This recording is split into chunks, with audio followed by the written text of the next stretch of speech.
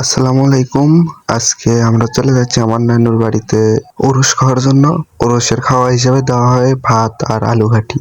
আমাদের বগুড়ার বিখ্যাত আলু ঘাটি খাওয়ার জন্য আমরা মূলত যাই। এই ওরসটা শুরু হয় মূলত মাঘ মাসের প্রথম শনিবারে। শনিবার দুপুরের পর থেকে সবকিছু শুরু হয়ে যায়। রবিবার সকাল 10টা 11টা 12টার দিকে খাবার দেয়। ওরসের রান্না শুরু হয় মূলত বিকাল বেলা থেকে আর চলে সারা রাত, পরের দিন সকাল 9টা 10টা পর্যন্ত।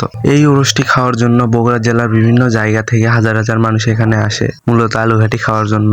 এই ওরসটা প্রতি বছরে অনুষ্ঠিত হয়। এটাকে কেন্দ্র করে এখানে অনেক দোকান আসে, মেলার মতো হয়ে যায়। প্রায় বলতে গেলে ছোটখাটো একটা মেলাই হয়ে যায় ওখানে। আমরাও কয়েকজন মিলে চলে যাই ওরস খাওয়ার জন্য। মূলত আমি, আমার ছোট ভাই, তারপর আরো 2-3 জন এখান থেকে যাই। আমরা ওরসের ওখানে গিয়ে পৌঁছাই রাত 8টার দিকে। এটা শুরু হয়েছে সন্ধ্যার অনেক আগে। আমার খামারের কিছু কাজ ছিল, কাজগুলো করে ওখানে যাইতে রাত 8টা বাজে যায়। ওখানে গিয়ে আমরাও কিছু কাজ করি, এমনিতেই খুব বেশি একটা কাজ না। তারপর মধ্যরাতে দেখি খাবার দিচ্ছে, যারা দূরে থেকে আসছে তাদের মূলত খাওয়ানোর জন্য এই ব্যবস্থা। তো আমরা ওখানে বসে পড়ি খাওয়ার জন্য। আমরা মূলত নানি বাড়ি থেকে খাওয়া দাওয়া করে ওইদিকে ঘুরতে যাই। আমাদের খাওয়ার জন্য কোনো উদ্দেশ্য ছিল না রাত্রে, তারপরও ছোট ভাইয়ের অনুরোধে খাইতে বসা। তারপর আমরা খাওয়া দাওয়া করে বাসায় গিয়ে ঘুমাই। পরের দিন সকালবেলা উঠে আমরা চলে যাই ওরসের ওখানে। ওখানে গিয়ে দেখি হাজার হাজার মানুষ বসে গেছে।